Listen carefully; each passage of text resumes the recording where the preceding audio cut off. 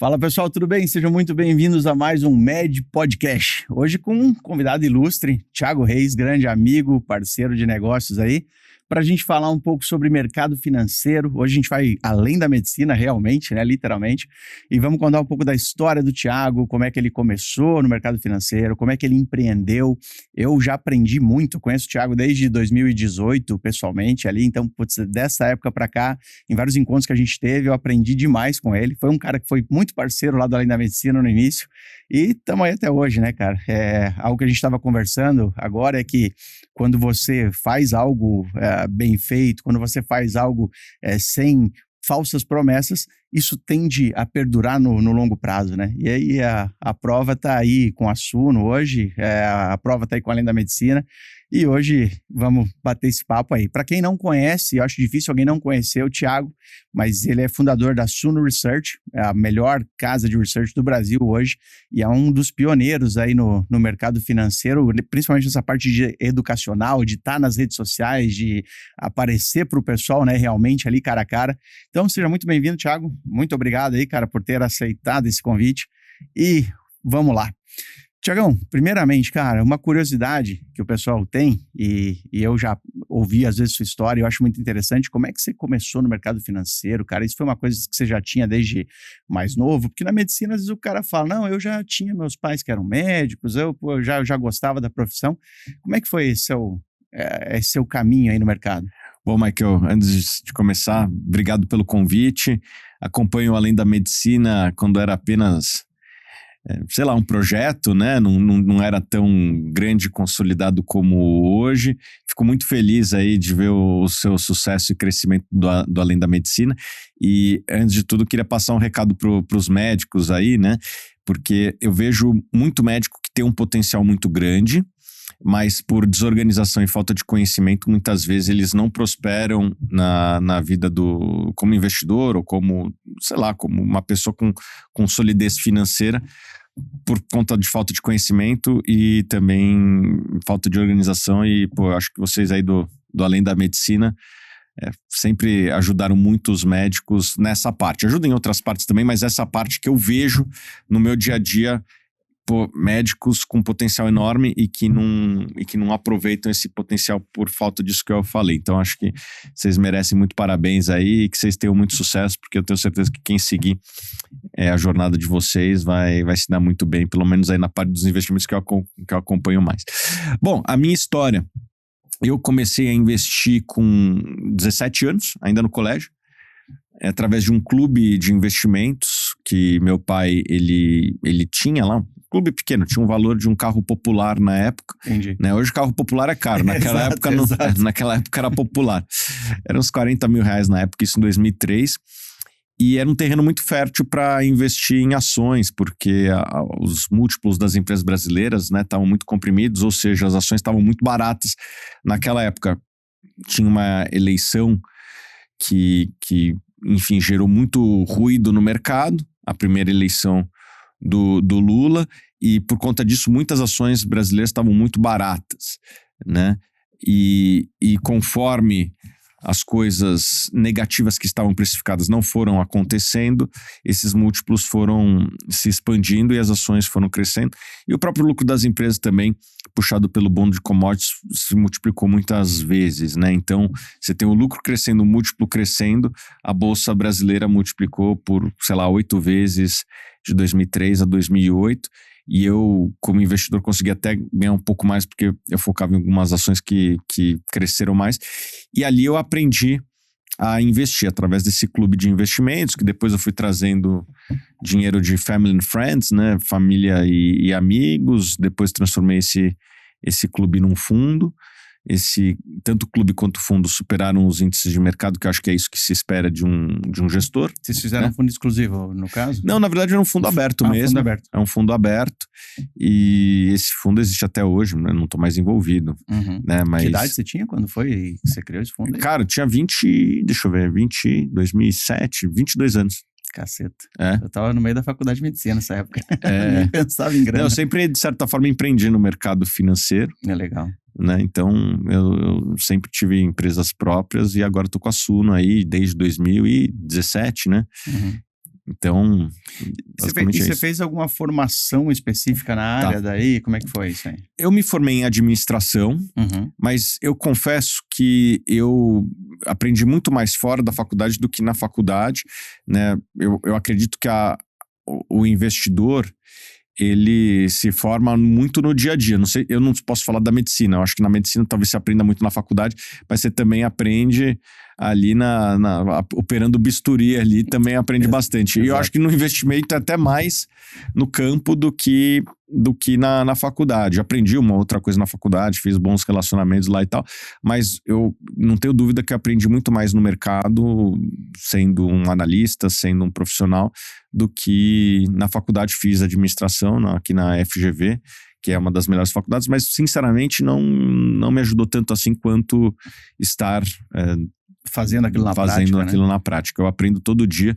Eu até li uma frase ontem, que eu vou replicar aqui. Posso? Boa, claro. Eu gostei dessa frase aqui, ó.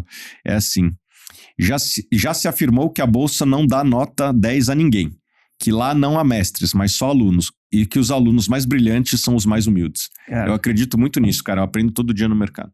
Importantíssimo isso aí. Você sabe que um paralelo que eu faço com essa história que você falou, né, sobre a questão de humildade e tal, existe muito, né, aquele efeito de Dunning-Kruger, né, que então você é aquele efeito que você, começa a estudar um negócio e começa a achar que tá entendendo muito, né, e aí quando você começa realmente a aprofundar, você chega e você fala, cara, não sei nada, né, e você sabe que na medicina, assim, isso aconteceu comigo, e eu quando eu conversava com meus professores, eles também falavam que aquilo tinha acontecido. Eu era um interno bom, um aluno, cara, sempre que tentava me destacar, sempre estava acompanhando o pessoal, fazia muito procedimento desde o início da faculdade, acompanhava no hospital e tudo mais. Quando eu saí do sexto ano, cara, eu falava assim, eu sou muito bom, cara, sou muito ninja. Eu lembro que fui fazer prova, tinha uma prova lá que era de todas as faculdades do estado, de São Paulo, tá? Eu fiquei em primeiro lugar da minha faculdade, fiquei lá entre os primeiros lá, e eu falava, cara, eu sou muito foda. E aí, cara, quando eu fui fazer minha residência, que eu caí no meu R1 de clínica médica e comecei a olhar a complexidade de tudo que tinha dos pacientes graves e tudo mais, ali naquele momento, assim, eu simplesmente, cara, baixei a bola e falei, cara, não sei nada, tô aqui pra realmente agora aprender. E no mercado foi muito parecido, né? Eu me tornei eu brinco, né, tarado pro mercado já há vários anos. Eu comecei a estudar isso já quando eu estava na residência. Mas, cara, assim, quanto mais tempo passa, mais eu entendo que, cara, que, assim, não tem como saber tudo, não tem como você dominar todos os assuntos. E quanto mais tempo passa, mais humilde eu fico no mercado. Já deve ter acontecido com você, aqueles períodos em que você pega uma bolsa em alta e você acha, cara, eu sou o melhor investidor do mundo, eu sou o cara que, nossa, eu sou o ninja, até que você toma umas porradas e você fala, não, pera, não é bem assim, né? Tem que escutar quem já está aí há mais tempo no mercado.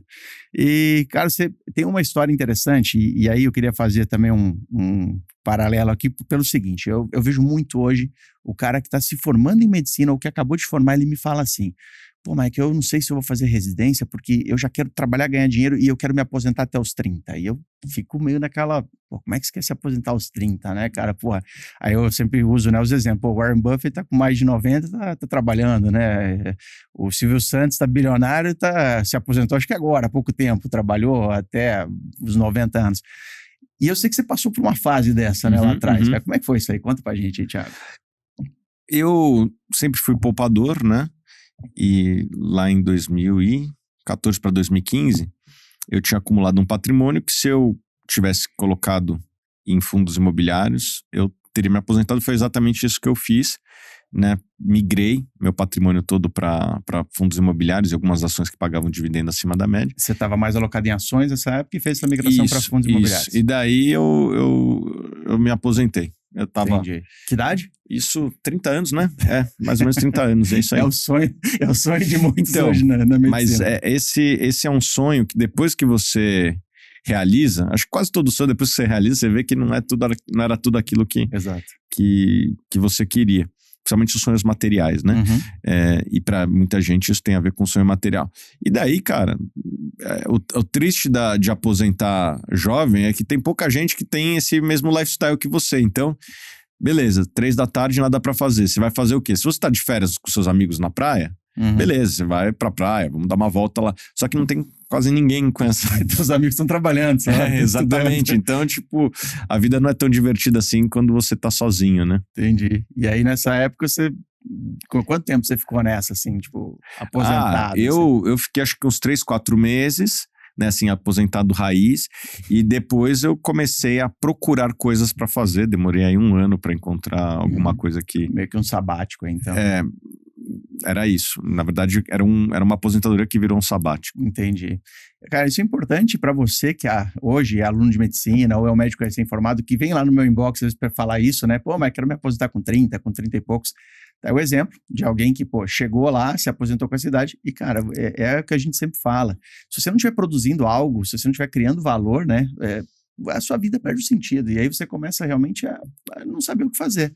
Então eu sempre comento que a liberdade financeira, mais do que, aliás, não é você, pô, vou ficar agora coçando o saco olhando para as paredes. A liberdade financeira é você poder trabalhar com aquilo que você quer, fazer aquilo que você tem paixão, sem que você se preocupe com a grana para pagar as contas, né? Eu acho que é bem por aí. É o que eu vejo você fazendo hoje, né? Porra, a Suno, vocês fizeram crescer de uma maneira exponencial aí nos últimos anos, né? E com certeza deu muito trabalho, né? Não foi uma coisa Não, dá mais trabalho, cada vez mais trabalho, mas é o que a gente gosta. Eu acho que muitas vezes as pessoas querem a aposentadoria, não é porque elas querem a aposentadoria, é porque elas estão insatisfeitas no lugar que estão. Perfeito. Né? E daí, às vezes, o carinha se encontra numa situação que não tá tão legal, e daí ele fala, putz, quero me aposentar e ir pra praia. Na verdade, às vezes não é o que o cara quer, ele só tá no lugar errado e deveria, talvez, encontrar outro caminho, outra profissão, às vezes simplesmente outra empresa, né? E daí o cara confunde essa insatisfação no trabalho com a insatisfação com o trabalho, né? Insatisfação no trabalho é diferente de insatisfação com o trabalho. Exato. O trabalho é no lugar que você tá. Com o trabalho é, tipo, não quero mais trabalhar mesmo nada, e ser, sei lá, me aposentar de vez. Eu acho que às vezes as pessoas confundem essas coisas, na verdade ela só tá no lugar errado e ela deveria talvez até refletir sobre isso e mudar. E isso que eu sempre falo, né, cara, para você não cair nessa armadilha de estar insatisfeito com o seu trabalho, a parte de organização financeira, de você, né, ser um poupador, de você investir para ter uma renda extra, ou mesmo uma segurança, um colchão, é o que te permite justamente não cair nessa armadilha. Porque aí eu sempre, quando o cara fala de liberdade financeira, ele fala, não, vai ser daqui não sei quantos anos. Não, a partir do momento, cara, que você já consegue dizer não para aquele trabalho que você não quer, no seu caso ali, né, poxa, pensando dessa forma como você falou, pô, vou fazer um negócio que me dá paixão, né, vou fazer um negócio que me interessa, é outra pegada, né, e eu ontem até falei que estava conversando com um colega e tal, e eu até brinquei, né, falei, hoje eu trabalho bem menos como médico, mas eu não trabalho menos, eu trabalho inclusive mais hoje, só que eu trabalho com aquilo que eu gosto, com aquilo que dá um tesão a mais ali de fazer, não que eu não goste da medicina, ainda gosto, continuo trabalhando, mas hoje eu tenho outros projetos, outras coisas que, pô, me trazem essa satisfação aí, pô, muito, muito legal, cara. Isso, cara, outra coisa, eu brinco muito do dublê de rico, né, é o bordão ali, né, do meu Instagram. Virou um clássico. Virou um clássico, né, hoje até um cara falou ali que ele brincou que parece que lá na cidade dele, o médico ele é uniformizado com a BMW, que todos têm, né, eu brinquei que já deve vir o boleto dela já vem junto com a anuidade CRM.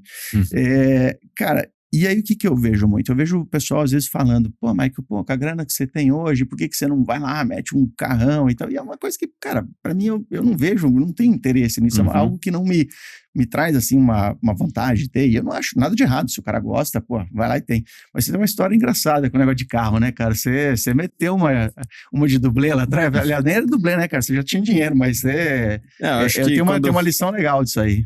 Quando o camarada é mais novo, né, ele tem vontade de ter mais coisas. Depois vai passando a idade, você vê valor em outras coisas. Eu acabei comprando um carro bacana lá quando eu tinha 20 e poucos anos, de fazer alguns negócios que ganhava dinheiro no mercado financeiro, como eu falei, sempre empreendi, né? Daí eu fazia, vamos dizer assim, aluguel de ações, conheci algumas pessoas, familiares e amigos também que tinham ações, e eu fazia o aluguel de ações. Coisas que as corretoras fazem hoje, eu fazia naquela época. Na unha. Na unha. Né? Hoje é automatizado tudo, mas naquela época ninguém sabia o que era aluguel de ações. Mesmo hoje, quando eu falo, ainda gera uma curiosidade enorme. Imagina isso em 2006, que mal existia YouTube. Né? O Google tava, acho que nem tinha google.com.br, devia ser KD. Né? Então, naquela época, eu entendia de uma coisa que pouquíssimos no Brasil sabiam, e eu fazia na unha, como você disse aí, aluguel, e ganhava uma comissão. Beleza, todo mundo ganhava, né? Então, foi ali que eu fiz o meu primeiro dinheiro. E daí comprei um carro e por incrível que pareça não foi um mau negócio, cara, não foi um mau negócio. Porque Qual carro você meteu na época? Puta, eu comprei uma Mercedes C63, Puta, né? Hoje nem tem o carro. Divertido. Foi, então, e por incrível que pareça, eu não perdi dinheiro, sabe por quê? Porque eu comprei, acho que era julho de 2008 ou junho de 2008, maio de 2008. Pré-crise ali de... Não, foi junho de 2008 e o dólar foi de 1,50 para 2,40. E o que aconteceu? Eu vendi no mesmo preço que eu comprei. Só se divertiu com ela e vendeu no mesmo preço. E o pior que eu tinha vendido umas ações, foi raro, mas eu vendi umas ações para comprar esse negócio. E as ações que eu vendi caíram pela metade. Nossa. Então, não foi tão ruim assim, cara. Foi divertido, não me arrependo. E hoje você não tem carro, né? Não tem. Então, aí que a gente fala, né, cara? Assim, por que não mete o papel? O Thiago teve lá o carrão, hoje ele nem tem carro, cara, anda de Uber, ele veio de Uber hoje pra cá. Cara, engraçado que, você pega assim, né, igual você falou esse negócio, e aí é um negócio que eu acho interessante a gente falar. Tem aquele livro do Taleb, eu gosto muito desse livro, eu gosto muito de citar ele, que é o Iludidos pelo Acaso, né? E aí, é que nem você falou, né? Comprei uma Mercedes, o dólar na época subiu, as ações que eu vendi para comprar Mercedes caíram, então foi um baita do negócio. Mas, cara, não é que você era o analista de Mercedes, né? Foi um negócio, foi um movimento totalmente ao acaso, né? É muito raro isso acontecer. Eu, se soubesse, teria feito até outro movimento. Melhor do que comprar carro teria sido comprar dólar. Sim. Né? Não foi o que eu fiz. Eu comprei um ativo que, de certa forma, tinha uma correlação, né? Mas não foi o melhor negócio que poderia ter sido feito se eu soubesse, mas foi um acaso e é isso. Eu acho interessante a gente sempre falar isso de acaso, né? Porque o que eu vejo assim, então, muita gente se vende como eu sou o cara que sei prever o que vai acontecer, né? Eu sou o cara que sei o movimento de mercado, eu sei o que, como ganhar muito dinheiro. E às vezes é um cara que, deu uma sorte ali e aí começa a achar que aquele conhecimento que ele tem foi o que gerou aquele movimento, né? Uhum. E a gente vê muito isso em fundos até, né? Às vezes, aquele fundo que... Às vezes a gente vê, assim, vários fundos e às vezes tem aquele gestor que, um fundo dele foi muito ruim, outro foi muito bom. Cara, o que ele fala é o do muito bom, né? Aquele outro fundo, ele acaba isso não é a coisa mais comum que tem. Né? Pois é. A gente estava falando agora há pouco aqui, Thiago, o pessoal tem tido muito interesse hoje em dia, e eu vejo esse interesse aumentar cada vez mais em fundos imobiliários. Acho que de uns anos para cá cresceu muito essa indústria, né? Uhum. E eu não sei se isso está ligado ao fato do pessoal entender um pouco mais sobre a questão de imóveis, já tem uma cultura no Brasil, né, das pessoas lá atrás, né, investirem em imóveis, terrenos, aluguel, né, aquele negócio do aluguel mensal. Cara, como é que você vê? Eu vi que você falou que migrou uma época de ações para fundos imobiliários. Como é que você vê esse mercado hoje? Que você acha que é interessante ter uma exposição na carteira? O que você me diz disso? Bom, vamos lá. Quando a Suno começou, tinha 80 mil investidores em fundos imobiliários, hoje tem 1,7 milhões, multiplicou por 20 nesse período. Eu acredito que fundo imobiliário cresceu muito porque tem a ver com o brasileiro, em vários aspectos. Né? Primeiro, é imóvel. Né? O brasileiro tem essa característica de gostar de investir em imóvel mais do que outros países, né? Por exemplo, nos Estados Unidos, a cultura de ação é muito forte. Eles investem em imóvel também, mas assim, a cultura de ação ela supera até o investimento em imóvel. Tem uma porcentagem alta, né? De americanos que investem em ações quando comparado ao Brasil. É um negócio bem discrepante até, né? E no Brasil, ao contrário, né? O brasileiro médio, ele gosta de imóveis. Talvez pela herança inflacionária. Tem gente que até culpa os portugueses, né? Porque o português gosta de imóvel, em geral gostava, né? E o fundo imobiliário dialoga com essa questão dos imóveis. E acho que outras coisas que ele proporciona, como a liquidez muito mais rápida, a volatilidade menor que as ações na média, né? E principalmente o dividendo mensal, acho que atraíram vários investidores para essa categoria, e que eu acho que é uma categoria vencedora, né? Não é um conto do vigário, como alguns falam. E assim, é uma questão de números, não é questão opinativa. Eu sempre gosto de tomar decisões baseadas em dados, em evidências, né? Na hora que você pega o IFIX, que é o índice dos fundos imobiliários, desde a sua criação há mais de 10 anos atrás, e olha que ele foi criado no pico do boom imobiliário lá em 2010, 2011, ele performou melhor que o CDI e melhor que o Ibovespa, né? Então, foi um bom negócio. Quem comprou ali fez um bom negócio. Foi o melhor negócio do mundo? Não, talvez o melhor negócio do mundo tivesse sido comprar ações da Apple, mas também não foi o pior negócio do mundo, né, que foi comprar, sei lá, ações da OGX. Performou melhor que as ações na média, performou melhor que o CDI. Se você compra uma categoria que performou melhor que as outras, eu acho que você fez um bom negócio e está longe de ser um conto do vigário. Legal, legal. E uma coisa que é interessante falar, né, porque o pessoal, eles se baseiam muito, né, às vezes, principalmente o iniciante e tal, naquele negócio do dividendo mensal, né, daquele provento que o fundo está pagando e tal, mas eu acho que é importante, e a gente estava até falando sobre isso agora há pouco, as pessoas também entenderem a questão que, pô, não é simplesmente, assim, as empresas ou, né, os próprios fundos simplesmente pagarem tudo que eles têm em caixa pro cotista, pro acionista, e que, inclusive, isso, né, se você está recebendo esses proventos, principalmente naquela fase de acúmulo de patrimônio, se você torrar isso aqui, não vai crescer o seu patrimônio, né? Uma coisa, ou vai crescer de muito menos, né? Existem, até eu já vi na Suno lá alguns estudos, por exemplo, falando de, comparando o cara que investiu em Itaúsa lá atrás, e aí o cara que reinvestiu os dividendos e o cara que não reinvestiu. Assim, é grotesca a curva, a diferença, né, do cara que reinveste, que basicamente é o juro composto ali, né? É aquela bola de neve. Cara, sobre essa questão, assim, das pessoas que às vezes ficam muito fanáticas por yield, né, pro pessoal aí que talvez não saiba, mas o yield é aquilo, né, aquela porcentagem que te paga, né, em relação ao valor daquele ativo, né, como se fosse, vamos dizer assim, você tem um apartamento alugado, e aí o yield seria, então, o quê? O aluguel que você recebeu, né? Então, você tem aquele imóvel e o yield seria esse aluguel. Esse fanatismo, às vezes, por yield, aí, qual que é o perigo disso, cara? Qual que é o conselho que você tem pro pessoal que está começando nesse mundo? Eu acho que são duas coisas que tem que ser faladas, né?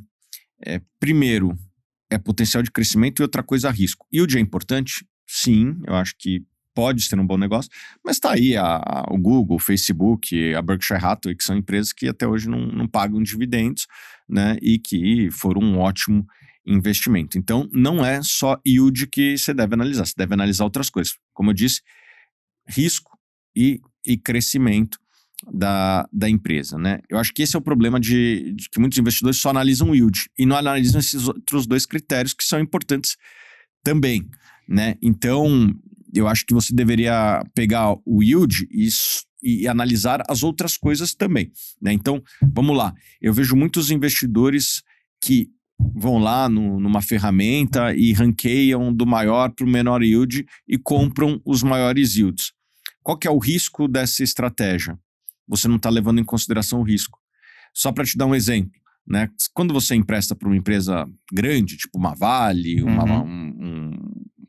sei lá, uma Ambev, as empresas elas pagam menos juros, né? Porque elas são mais sólidas, elas têm mais histórico, elas são empresas que nunca tiveram problemas financeiros a ponto de não pagar seus credores. Por conta disso, ela paga menos. Agora, uma empresa que acabou de sair de recuperação judicial, qual que tem mais risco? Né? Essa aqui é natural que você tenha que pagar, que ela tenha que pagar mais yield, porque ela tem mais risco de fato. Então, se você chega e fala, não, só vou emprestar para essa empresa, não vou emprestar para a Vale, e não leva em consideração o risco, pode ser que você esteja emprestando para uma empresa que não tem capacidade de pagar. E isso acontece muito nos investimentos. Às vezes a empresa ela não tem condição de pagar para sempre aquele yield. Então, essa é uma coisa que o investidor tem que tomar cuidado. Não olhar somente yield, olhar também o risco. Outra coisa que os investidores fazem, né? E eu recebo muito essa pergunta. Thiago, por que eu investiria numa empresa que paga só 3% de dividendos se tem fundo imobiliário pagando 10%? Então, comparando duas coisas diferentes, né, cara? Essa empresa muitas vezes está retendo o seu lucro, pelo menos parcialmente, para investir no seu crescimento. Hoje ela paga 3%, mas em algum momento ela pode estar pagando muito mais. Eu, quando comprei ações da Unipar, cara, acho que ela nem pagava dividendos, ou se pagava era muito pouco. E hoje eu recebo por trimestre, passados 5 anos, mais do que eu investi lá atrás. Isso é muito legal, né, cara, quando acontece.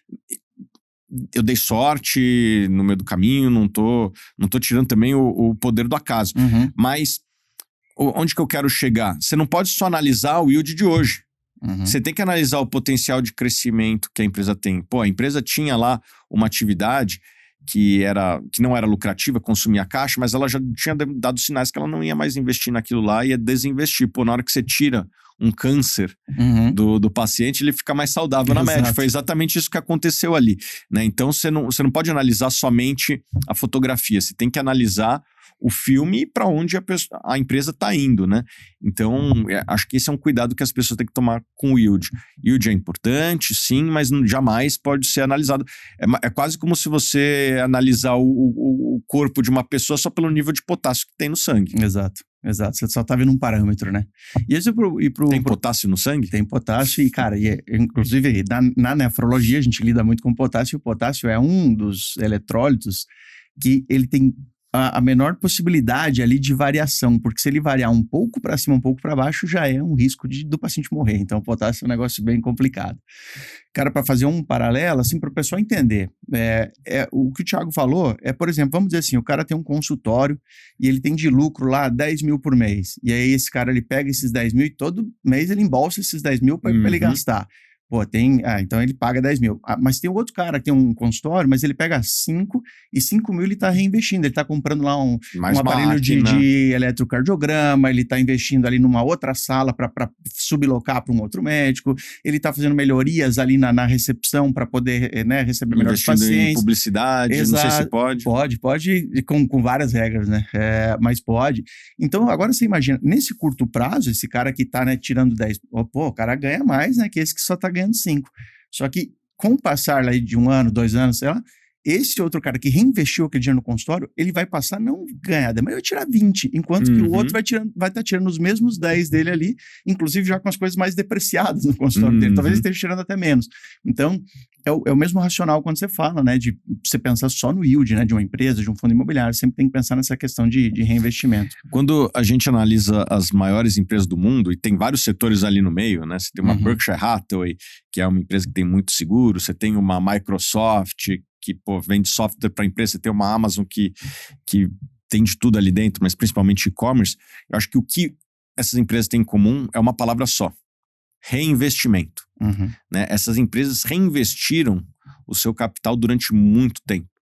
E eu acho que isso se aplica e é uma lição para muitos médicos que estão nos acompanhando aqui. Se você tem condições e pode reinvestir, é algo que você deveria considerar, né? Não só saquear o seu negócio ali e pegar o dividendo todo mês. Acho que tem que ter um equilíbrio entre dividendo e reinvestimento que a maior parte das pessoas não leva em consideração e deveria. Isso, inclusive, assim, vale tanto para a sua vida pessoal, como se você quer empreender em qualquer negócio, né?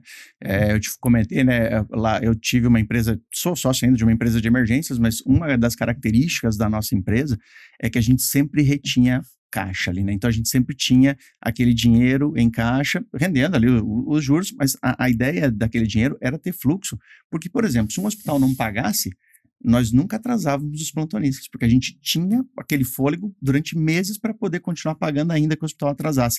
E isso faz a empresa sobreviver, porque você chega uma empresa que não tem esse caixa e está simplesmente distribuindo, né?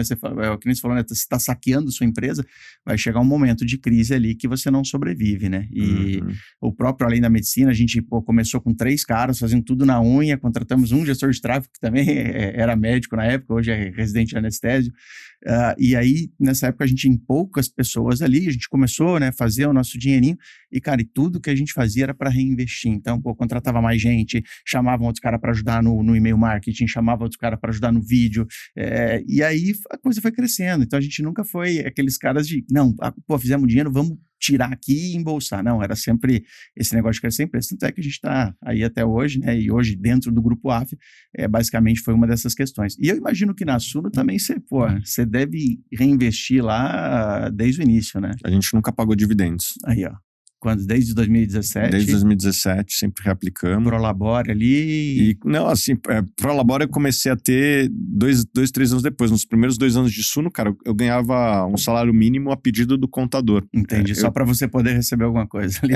Não sei, deve ter alguma coisa. Deve ter alguma obrigatoriedade, né? Mas eu vivia dos dividendos e vivo até hoje. É sensacional. Dividendos de outros investimentos. Sim.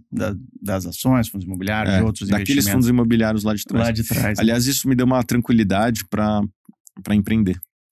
Cara, sem dúvida. Então, essa é outra coisa, assim. E aí, o pessoal, eles têm, talvez, assim, um negócio meio binário, né? Que eu vejo o pessoal falar. Eu devo empreender ou eu devo investir no mercado financeiro? Você pode fazer as duas coisas, né, cara? Não é uma coisa que exclui a outra, né? Óbvio que, geralmente, tem uma correlação. Quanto mais risco, mais retorno. Por incrível que pareça, se tem alguma coisa mais arriscada do que comprar ações, é você investir no seu próprio negócio. Exato. Que tem mais potencial também. Né? Provavelmente, vocês no Além da Medicina fizeram uma trajetória que, se você tivesse pego o dinheiro e comprado ações, cara, do Itaú, não teria sido tão bom quanto empreender. Exato. Mas vocês também correram muito mais riscos. Demais. Né, no meio do caminho. Né, e ainda correm. Não, né? Exato. Não, assim, em diversos momentos no meio do caminho, a gente fala, cara, esse mês, ou vai o racha, entendeu? Assim, ou a gente resolve isso aqui, faz um negócio, ou a gente vai fechar a empresa. E era assim, cara. Então, esse risco realmente ele é muito mais alto. E aí, quando o cara fala de empreender, né? Hoje em dia, assim, o médico, ele pensa muito, e eu acho que, cara, a medicina tem a beleza da profissão, é que ela te dá a oportunidade de você trabalhar com o que você quiser. Porque mesmo dentro tem muitas especialidades, ou mesmo dentro da área médica, tem várias formas de você trabalhar. Pô, tem gente que é médico e trabalha só com auditoria médica, ou trabalha só com perícia. Então, você consegue fazer um monte de coisa. Tem gente que é só speaker de farma, por exemplo, né? Só dá palestra, faz estudos, tal, pesquisador. Médico de palco. Médico de palco. Exato. Tem médico de palco também? Tem médico de palco, cara, mas assim, muitos dos speakers... Você virou médico de palco? Não, pô, eu trabalho ainda com medicina. Cara, dos 3 sócios, eu brinco que eu sou o único tarado, né, ainda por medicina, porque dos 3 sócios aí do Além da Medicina, dos 3 founders, né, do Além da Medicina, eu sou o único que ainda tô trabalhando como médico mesmo, né, na parte assistencial. Mas, cara, isso é uma coisa de louco, né? Então o pessoal às vezes vem falar, né? Poxa, o médico de palco, ou geralmente os speakers, cara, são caras que foram muito bons, que estudaram muito e tal. Mas hoje em dia tem até um movimento aí que o pessoal brinca. Tem o Dr. Silvio, que até foi entrevistado aí no podcast do Toca Ficha, que é um do Vitor e do Ruben.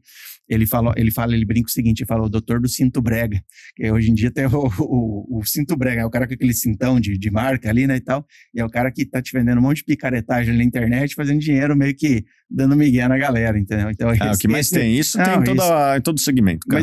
Mas e aí é o tipo de coisa, né, que e aí eu comentei com o Thiago aqui uma coisa muito legal, que a gente tem no Além da Medicina. Nós temos um código de cultura. Inclusive, eu vi ontem o código de cultura da Suno lá, onde eu fui visitar. Cara, muito legal, gostei demais.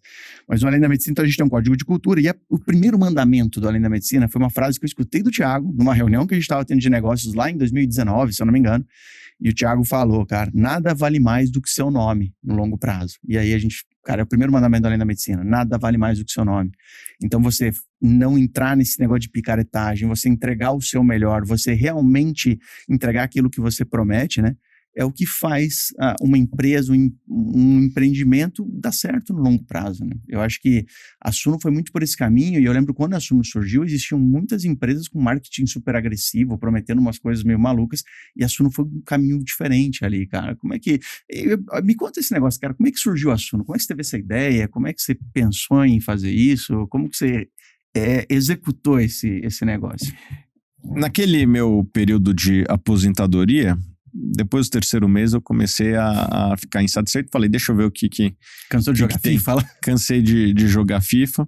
Deixa eu procurar o que tem de empreendimento fora. Porque eu acredito muito que acontece nos Estados Unidos acaba se repetindo no Brasil em algum momento. Então, empreender é meio que você pegar o que tem lá fora e tropicalizar aqui, né? Óbvio que você tem que se adaptar à regulação local, aos hábitos de consumo local, né? E uma das coisas que a gente percebeu é que, o brasileiro gasta muito tempo em redes sociais, né? Coisa que, por incrível que pareça, nos Estados Unidos se gasta assim, muito menos, né?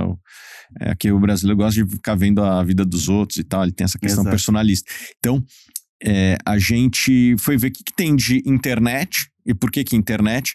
Internet, você consegue distribuição global, 24 horas por dia, e sem ter que fazer um investimento em lojas como, sei lá, outras lojas, outros negócios físicos precisariam. Galpões, logísticos, ou loja mesmo, né? Então, deixa eu ver o que tem de internet. Eu, analisando lá em 2011, empresas americanas, que eu estava começando a procurar empresas fora, porque por incrível que pareça, naquela época eu fui pioneiro, né? Um dos poucos brasileiros a investir lá fora. E daí eu fui descobrindo que nos Estados Unidos tinham setores que não existiam na nossa bolsa. Entre eles as empresas de internet, né? Google, teve o IPO do Facebook logo em seguida, o Booking.com, e eu via que eram empresas muito boas porque elas conseguiam crescer gerando caixa. Muito disso porque elas não tinham investimento em imobilizado relevante, ao contrário de outros negócios, né? E daí eu falei, poxa, deixa eu ver o que tem de internet e investimentos, que é a minha paixão. E daí eu descobri uma empresa lá fora chamada Morningstar, que é uma empresa inclusive listada na bolsa, né? E que com isso a gente consegue ter um nível de informação muito grande, etc. Falei, poxa, não tem ninguém fazendo isso no Brasil, né? A Morningstar hoje é uma empresa muito grande, é uma empresa que tem várias linhas de negócio. A gente pegou uma delas que foi o modelo de assinatura, que foi por onde ela começou. Hoje esse business é até pequeno dentro do todo deles, mas eles começaram lá atrás com esse negócio, que era o modelo de assinatura, né? Então, o cliente ele paga um valor por mês e recebe análises por mês, todo mês, todo dia, né? Então, é quase como se fosse um Netflix ou um Spotify da análise. Eles têm um time muito bom, etc. E a gente tentou replicar no Brasil, mas obviamente com tempero aqui, né? Então, a gente percebeu, por exemplo, que o brasileiro gastava muito tempo em social media, como eu disse. Então, a gente tem que ter essa presença, tem que estar, vamos dizer assim, divulgando e tá próximo em social media. Então a gente se adaptou. Então basicamente foi isso, assim, a gente pegar um modelo de fora e replicar no Brasil, obviamente com as nossas características, com os nossos valores, com aquilo que a gente acredita. E quando você decidiu criar a Suno, você tinha outros parceiros com você? Ou você meio que começou sozinho e foi chamando gente? Não, comecei sozinho. Foi sozinho, cara. Eu sozinho mesmo. Caramba, eu fazia, cara, no começo fazia tudo. Tipo de produzir relatório, responder, chat. Caramba, cara. Obviamente que depois vai criando uma escala, vai trazendo né? gente, né? Vocês também passaram por isso. Sim, Primeiro exato. cara que você trouxe foi um gestor de tráfego. Exato. Aí eu trouxe um cara mais de back-office e tal, pra, fazer todo esse trabalho aí de subir relatório, responder chat. No começo todo mundo faz tudo, né, cara? Depois você vai botando governança no negócio. Sabe quem era o artista do Photoshop que fazia as thumbs dos nossos vídeos na época? Era eu, cara. Ah, é? Então, cara, a gente fazia assim, era tudo na unha também. As landing pages, o Vitor, meu sócio, aprendeu a fazer na época. Então, ele criava as landing pages. Então, cara, a gente fazia tudo na unha também, era uma coisa de louco. E aí, para você que pensa em empreender, né, pensa em fazer algo, isso é uma coisa muito importante. Você executar com aquilo que você tem naquele momento. Sim. Cara, não esperar o momento ideal, porque, cara, o que eu vejo hoje? O cara, ele quer... o perfeccionismo. O perfeccionismo, ele quer, assim, ter todas as condições. Eu vou pegar aqui os vídeos antigos nossos, cara. Cara, é muito engraçado. Tinha thumb, o meu nem tinha. Né? Deixa eu entrar aqui no canal da Suno, porque depois a gente criou o meu, né? Mas os mais antigos... Deixa eu ver se consegue ordenar é muito legal você pegar essa história, né? O Bernardo, um dos founders da Além da Medicina, ele tem um vídeo dele, que acho que foi o primeiro vídeo, quando ele começa a se apresentar nas redes sociais. Cara, dava dó, assim, de se olhar pra ele. Parecia que ele tava pedindo desculpa. Assim, desculpa estar aparecendo aqui pra você. Eu sou o Bernardo, eu vim aqui pra falar. E, cara, é muito engraçado. E aí você olha hoje ele desenrolado, né, cara, dando aula, palestrando com um monte de gente. Nossa, tô fazendo assim pra chegar lá pra baixo, aparentemente não dá pra ordenar do... cara, aliás, o Instagram tem um problema com isso, cara. Você já viu que o TikTok, pra você buscar as coisas, é mais fácil? É mais fácil, né? A gente tá começando a pensar. Aliás, comecei a postar alguns vídeos lá no TikTok. Já sei. Vou botar aqui os títulos. O Suno Responde. Que era eu de casa mesmo, respondendo dúvidas da galera. Calma, olha isso aqui, ó, de 3 anos atrás. Era essa thumb, cara. Nossa, bicho. É artesanalzão, né, cara? Artesanalzão. Hoje tá bem melhor, obviamente, e tal. E acho que tudo começa assim, né, cara? O que importa é mais o... A execução, olha aqui, ó. A vontade de fazer, né? Olha eu aqui, cara. Barbudão em casa mesmo. Aí, ó. É isso. 4 anos atrás. Gravava com o celular. 2017, setembro de 2017. Era a câmera do computador. A webcam. Putz, nem essa qualidade. Que hoje o iPhone, tem uma qualidade boa ainda, né? Tinha bastante view, cara. Tinha, olha só, pra época, 7 mil views. Tava... Bastante, cara. Bastante mesmo. E você foi um cara que dominou a técnica, digamos assim, das redes sociais, cara. Porque, eu assim... aprendi muito com você, não só sobre investimentos, mas eu aprendi muito com o seu modelo de fazer os conteúdos, de distribuir os conteúdos e tudo mais. Eu lembro que, cara, eu modelava muito, assim, as coisas que você fazia. Você aprendeu isso na raça, cara? Você foi também modelando? Você pegou coisa da gringa? Como é que você fez, cara? Ou assim, foi meio intuitivo, assim? acho que foi meio intuitivo. Óbvio que a gente vê alguns caras fazendo algumas coisas lá fora. A gente foi, de certa forma, pioneiro, né? Uhum, uhum. Teve acho que uma das coisas que a gente fez foi, tipo, dominar o negócio de perguntas e respostas do Instagram lá atrás. Sim, sim. E a gente... Esse aí foi uma coisa que ajudou muita gente. E, não tinha livro disso, não tinha... Cara, abriu lá em 2018, no meio de 2018, para todo mundo, e a gente dominou esse negócio. Isso aí foi muito bom, cara. É um negócio que eu uso muito hoje também. E é engraçado você falou, né? Não tinha livro. E hoje, cara, também, assim, a velocidade das mudanças, né, que acontecem, as atualizações de tudo, de algoritmo. Então, nem tem como, né? Porque se o cara lançar um livro hoje sobre isso, daqui uma semana tá ultrapassado, né? Então, é uma coisa muito, muito louca. O que eu percebi, cara, assim, nesses anos aí que a gente tá, né, empreendendo com internet e tudo mais, é que presença constante. Então, acho que de todo mundo que eu vejo que tentou começar algo lá atrás, porque na época que a gente começou além da medicina, teve outras pessoas que tiveram uma ideia parecida, até porque eu costumo brincar que não foi uma ideia genial. Foi uma ideia meio óbvia, cara. O médico precisava de soft skills, ele precisava de outras coisas. Então, era algo meio óbvio você criar, né, esse tipo de conteúdo para eles, em forma de aulas, de cursos, de sei lá. E era algo que todo mundo falava, vocês foram geniais. Não fomos. Foi algo... Só que, cara, a gente foi e executou. Coisa que eu vi muita gente tentar fazer. Então, assim, eu vi muita gente criava um Instagram, postava 2, 3 dias lá, uma semana, aí o cara acha que, né, que vai crescer rápido, que aquele conteúdo ele vai escalar de uma vez, e não escala, e o cara acaba desistindo. E assim, da galera que eu vejo, tanto na medicina, quanto na parte de investimentos, que eu sigo muita gente, o cara que hoje é grande e tá aí, foi o cara que teve consistência. Que continuou postando e criando mais conteúdo. Então, acho que essa diferença, cara, do cara que prospera pro cara que fica pelo caminho, né? Essa questão da persistência ali, né? Perseverança, exatamente. Mas a Suno, cara, dá aula de SEO, para quem não sabe, SEO, né, é o mecanismo de busca do Google. Então, cara, hoje qualquer coisa que você coloca lá sobre mercado financeiro, investimentos e tal, você cai lá na Suno. Então, eu acho que vocês dominam isso de forma fantástica aí, cara. A gente tem, inclusive, lá na Suno, uma frase aqui, deixa eu ver se eu acho, do Napoleão, sobre perseverança, que ele fala assim, ó, deixa eu ver se Napoleão, deixa eu ver se eu acho essa frase, mas que é uma coisa que eu acredito muito, né? A vitória pertence ao mais perseverante. É isso. Estava falando agora há pouco, né, que das grandes empresas na bolsa que prosperaram, se brincou, né, foram aquelas que não capotaram no meio do caminho, né? E aí vai muito por esse caminho aí. E às vezes as que capotam são os que a perseverar, mesmo...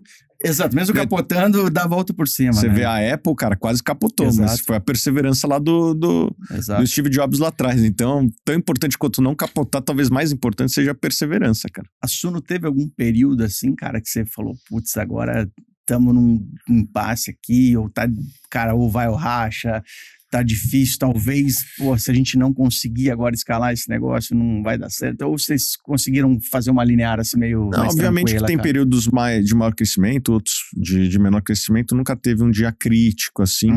A gente sempre teve os melhores clientes. Eu não troco nossa base de clientes por nenhuma outra, e eu acho que quando você tem clientes muito alinhados com você, é muito difícil você ter períodos ruins, porque se você não abandona o cliente também não te abandona. Exato. Né? Então, a gente sempre teve isso de botar o cliente em primeiro lugar de fato, né? Não é gogó, porque muita gente, os caras botam lá na parede. Exato, e tal, mas na prática não é isso. Faz uma tarifa indevida, vende um negócio que não acredita. Né? Se você for ver os fundos da Suno, nós somos um dos maiores aplicadores em quase todos eles. Isso eu acho fantástico. E a gente só compra o que a gente indica e tal. Acho que essa é uma diferença que a gente tem dos outros. E acho que as pessoas percebem ao longo do tempo. Obviamente tem períodos de maior crescimento, menor crescimento. Mas eu acho que a gente nunca teve um dia crítico assim. Obviamente que, como todo empreendimento, às vezes tem dias melhores, dias piores. Você vai fazer uma ação que às vezes você acha que vai funcionar e não sai tão bem. Às vezes uma que você acha que não vai tão bem vai. Exato. Né? Mas nunca tivemos um dia assim, tipo, à beira do abismo, graças a Deus. Entendi. Você depois acabou trazendo gente para a Suno, alguns se tornaram sócios ali do negócio, né? Sim. Hoje, na parte acionária da Suno, tem os controladores da empresa, que são os executivos obviamente que eu tô nesse Uhum. grupo, e tem também uma participação minoritária da XP. Ah, legal, legal. Cara, no Além da Medicina, nós começamos ali os três, né? E é muito engraçado porque são três caras que têm suas qualidades e têm seus defeitos. E os três são caras, assim, que em alguns pontos são difíceis, né? Eu acho que todo cara que é meio inquieto, que gosta de fazer coisa nova, de inovar, ele tem as suas esquisitices, às vezes, né? Uhum. Então eu brinco, assim, que na área da medicina a gente tinha muito essas características dos três, que em alguns momentos eram difíceis, mas que na maior parte do tempo a gente se potencializava, né? Então, e cara, sociedade, e aí eu também um recado que eu deixo pra você, pô, se junte com pessoas boas, né? Se junte com pessoas alinhadas com aquilo que você quer fazer. E entenda, cara, que a sociedade é igual casamento. Em alguns momentos vocês vão estar meio de cara virado um pro outro, em alguns momentos vocês vão ter que conversar aquelas conversas mais sérias, mais duras, e em outros momentos vocês vão comemorar juntos, né? Cara, mais negócios morrem pela sociedade do que pela concorrência. Não, sem dúvida, cara. Eu não tenho dúvida disso. Porque o próprio Além da Medicina, a gente passou por alguns perrengues, cara, no meio do caminho. A gente hoje gosta de contar porque, até foram coisas assim, foram superações, mas em vários momentos houve desalinhamento entre sócios, a gente não sabia muito bem se era aquilo mesmo que a gente ia continuar fazendo, às vezes um estava se dedicando mais que o outro, e é sempre assim, né, aquela perspectiva sua, né, porque às vezes o cara tá lá nos bastidores fazendo muito, mas talvez ele não tá mostrando o que tá fazendo, e aí você tem aquela falsa impressão de que, poxa, não, eu tô fazendo mais que ele, então.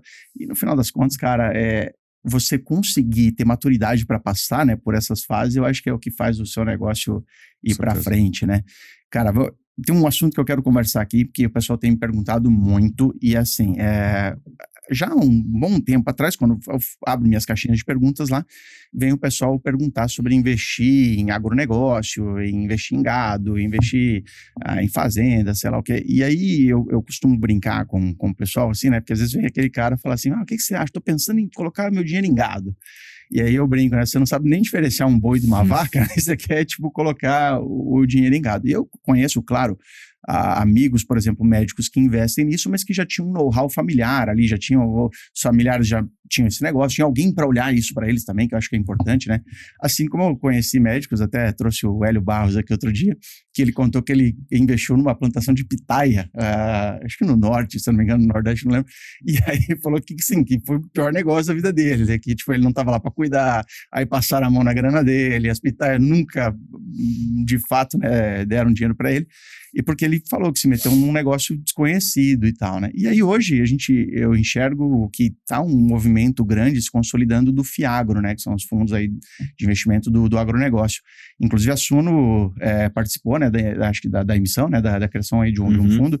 E o pessoal tem se interessado muito por isso, Thiago. Eu vou confessar para você, cara, que eu não estudei ainda sobre FIAGRO. Eu realmente, assim, não entendo o negócio e eu não comecei a investir ainda nisso. Eu queria que você desse até para que eu aprenda aí, para que eu entenda como é que é esse mercado e quais são as oportunidades. Como investidor, eu acho que você sempre aprende fazendo. Então, eu te sugiro gastar R$100 e comprar uma cota do nosso Snag 11 lá. Boa. Mas qual que é o fundo lá da Suno? Snag 11 é o fundo mais líquido entre os FIAGROS, pelo menos nos últimos dias aí. Bom, o FIAGRO nada mais é do que o equivalente ao fundo imobiliário do agronegócio. Né, os principais FIAGROS, os maiores FIAGROS, eles investem em CRAs, né, certificados de recebíveis do agronegócio, ou seja, dívida relacionada ao agro. É uma categoria que tem apresentado crescimento exponencial, né? Estava até falando com você antes da gente gravar, que a quantidade de investidores em FIAGRO que foi alcançado em menos de um ano foi mais do que em fundos imobiliários nos primeiros 10 anos de fundo imobiliário. Então é uma categoria que vai crescer, o Brasil é muito competitivo, então não vai faltar ativos para serem investidos, né? Hoje 25% do PIB do Brasil, até mais do que isso, é relacionado ao agronegócio. Obviamente quando a gente fala agronegócio tem de tudo aqui no meio.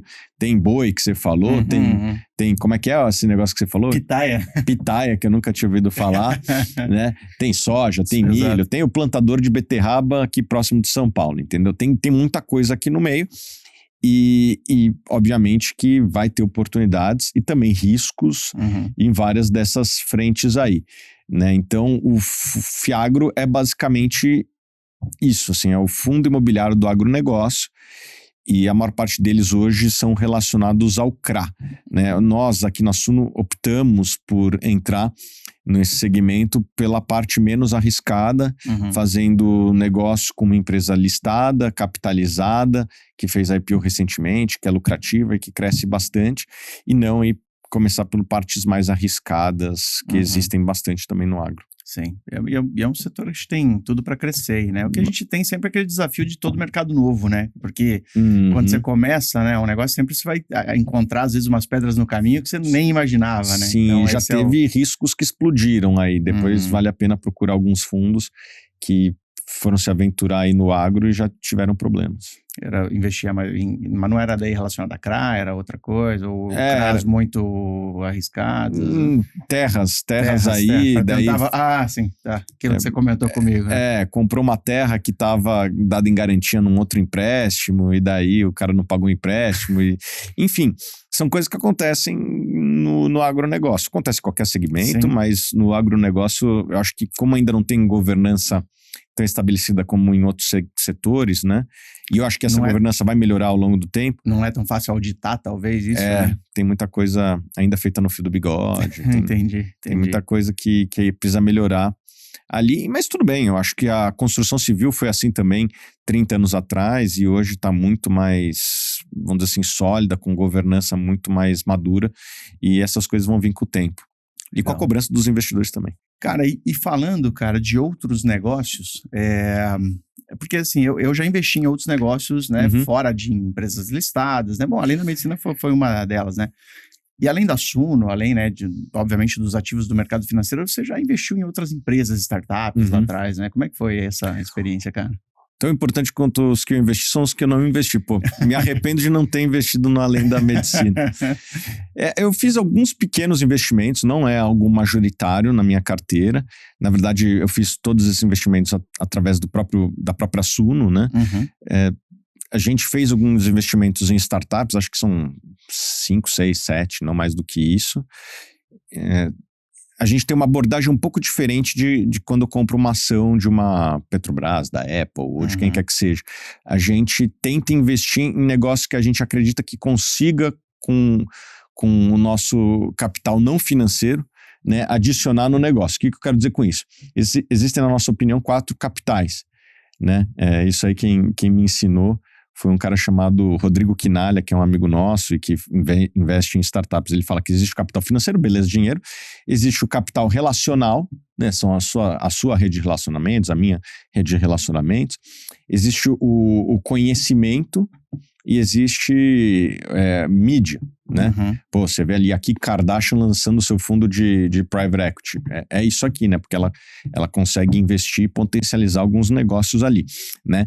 E a gente sempre investiu em empresas que a gente acredita que poderia adicionar de alguma forma. A gente fez alguns investimentos, acho que todos aí foram muito bons, que a gente contribuiu de alguma forma, né? A gente fez um investimento que a gente estava falando antes lá na QIFI, por exemplo, né? Que foi uma empresa que a gente ajudou a dar, principalmente no começo, dar uma certa visibilidade e criar uma sensação de pluralidade de acionistas e não só um acionista, que acho que naquele momento era importante para a empresa. E a gente também, principalmente, ajudou um pouco na governança nos momentos mais difíceis que a empresa possuía. Né? Tipo, teve alguns conflitos lá que acho que a gente ajudou a resolver e chegou numa solução muito boa para todo mundo, eu acho. Legal.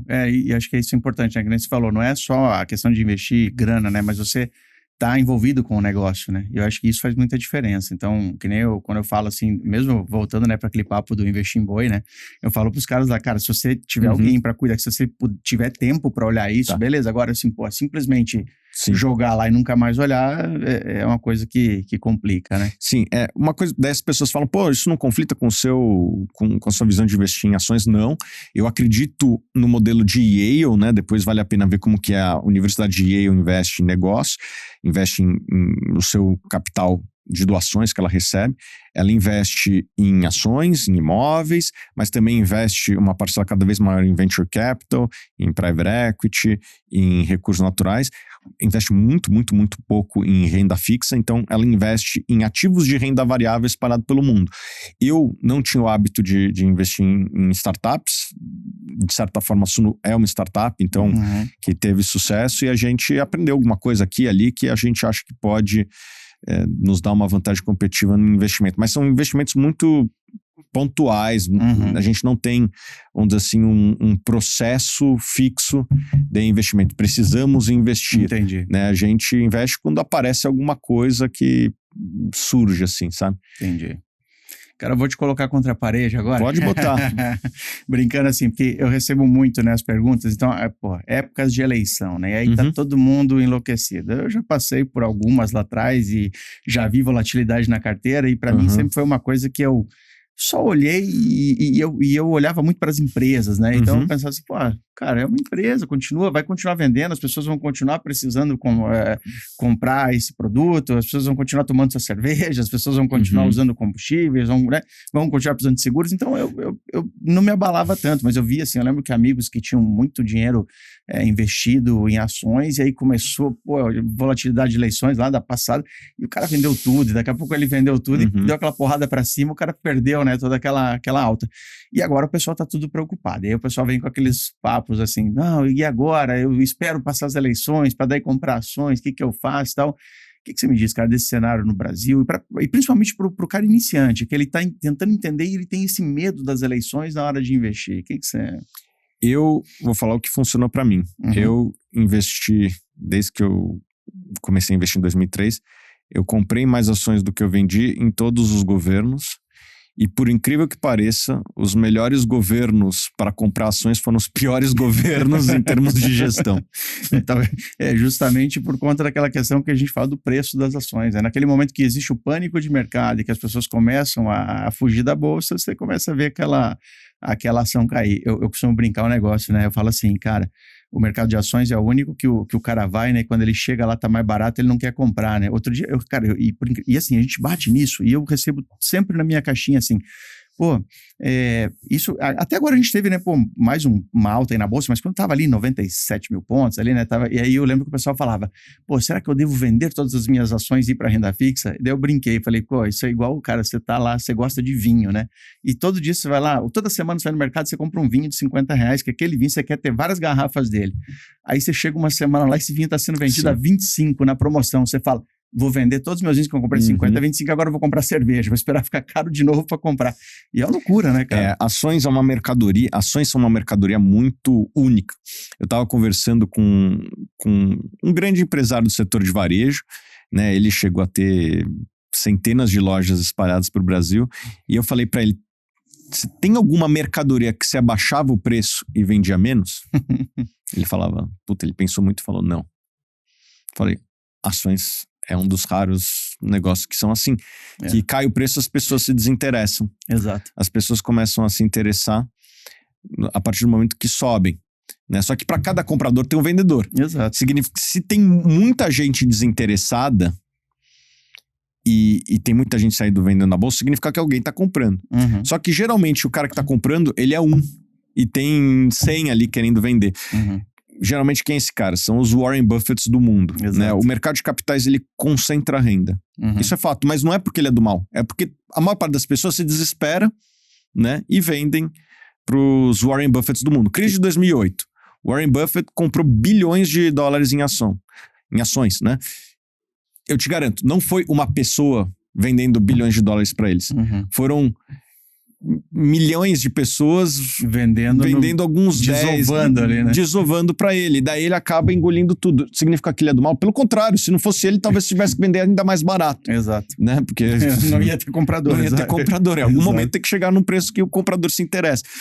Mas o mercado, ele acaba concentrando a renda porque, cara, as pessoas têm um comportamento errado. Elas compram na alta, elas vendem na baixa, coisa que elas não fazem em nenhum outro mercado. Não sei porquê, mas é assim que funciona. Eu costumo falar, cara, que a questão do investimento a longo prazo, principalmente o médico, né, que não trabalha com isso, né, cara, o médico ele tá ganhando dinheiro com medicina, né, eu sempre falo, né, você não vai enriquecer fazendo operações mirabolantes no mercado financeiro, você vai enriquecer ganhando dinheiro do seu trabalho e comprando bons ativos, pensando no longo prazo, na valorização disso. Mas as pessoas, elas têm essa loucura realmente, né, de ficar nesse negócio do preço, agora tá baixo, eu vou sair, vou vender, e cara, no final das contas não chega a lugar nenhum. Então por isso eu falo assim, cara, negócio de ações é muito mais comportamental, muito mais estômago do que, pô, você ser o melhor analista do mundo, né? Eu outro dia estava conversando, inclusive, com uma profissional do mercado financeiro dela, falando, né, que ela, que sempre fala, pô, não faça isso, né, não venda, e ela me contou de uma vez que teve um ativo dela lá que, pô, era um momento de que não era para vender, e ela se desesperou e vendeu ali com prejuízo dela, e daí depois ela falava, pô, eu trabalho com isso, eu falo disso todo dia. E na hora que bateu água na minha bunda ali, eu também me desesperei, porque a gente é humano também, né, cara? Eu brinco que existem 4 regras no mercado acionário. 1, ele valoriza ao longo do tempo. Você pega a mesma bolsa do Brasil, ela valoriza ao longo do tempo. Por incrível que pareça, uma das que mais valorizam. Então vamos lá, as 4 regras. Primeiro, as ações valorizam ao longo do tempo. Segundo, não é em linha reta. Terceiro, se você souber analisar melhor que a média, você tende a ter resultados acima da média. E quarto, em algum momento você vai duvidar dessas regras, mas não duvide. Boa, né? Boa. Então, tem essas 4 regrinhas ali, porque, cara, quando cai 30%, 40%, você começa a duvidar das regras. Sempre. Né? Na crise de 2020, que provavelmente você passou... Sim, passei. Pô, é natural, se bem o seu patrimônio caindo 50%, Exato. Você duvida das regras. Sempre, total. Eu lembro, cara, na época foi em 2000 foi a época de Haddad lá e tal, não sei o que, também que teve Wesley Day, cara. Wesley Day, porra, aí de repente, pô, né, o mercado cai. Eu lembro que nessa época eu comprei mais ações. Eu lembro que nessa época eu gostava muito de trabalhar com curva de juros. Então, pô, nessa época, assim, do nada, IPCA mais 6, né? Tipo, tava ali em IPCA mais 5 e pouquinho. Só para IPCA mais 6, comprei, ganhei uma boa grana em marcação a mercado depois. Mas, cara, depois foi passando o tempo e a bolsa foi andando meio de lado ali. E aí você falou, cara, aí eu voltava a estudar, porque eu falava assim, cara, às vezes eu começava a pensar, pô, se eu tivesse pego essa grana e deixado na poupança, eu tava melhor hoje. E aí eu comecei, pô, será que é assim mesmo? Cara, os caras falam, será que isso aí não mudou, né? E aí eu, calma, aí eu voltava a estudar, voltava a ler, porque, cara, senão você enlouquece. Isso é muito difícil, e eu acho que teve um período agora esse ano, que foi aquele período que não foi, porque quando é aquela queda rápida e que volta rápido, cara, é mais fácil talvez de você se comportar diante daquilo. Mas aquela quedinha lenta e progressiva, aquele sangramentinho todo mês ali, cara, esses são os períodos difíceis aí de passar, mas passa, cara. Eu não tenho tanta experiência quanto você no mercado, nem de longe, mas já há alguns anos aí que a gente vem já passei por algumas dessas e eu posso dizer que não é fácil, cara. Falar é uma coisa. Falar é fácil. É lindo, né? O cara chega, eu brinco, né? O Enzo, né? O Enzo vai lá e ele fala, eu compro, caiu eu compro, não sei o quê. Você compra porque seu patrimônio é pequeno lá, né, cara? A hora que você começar, a ter um patrimônio relevante, a hora que você começar a ver que aquilo, assim, tá caindo e você tá perdendo, entre aspas, né? Você não tá vendendo, mas, que seu patrimônio tá caindo um monte, bicho, tem que ter estômago, cara, pra aguentar. Não é assim tão simples como você só falar, né? Então, isso é ter estômago é tão importante quanto cabeça no mercado financeiro. Exatamente. Boa. Tiagão, o que você vê hoje, nesse momento que a gente está, nós estamos agora nós estamos em setembro de 2022, o que você vê, assim, me fala aí umas 2, 3 ações que você gosta hoje, assim, que você tem colocado em carteira ou que você tem recomendado e que você vê um potencial. De repente, uma aí que é dividendos, uma que você vê valor aí de crescimento, só para a gente ter uma ideia aí.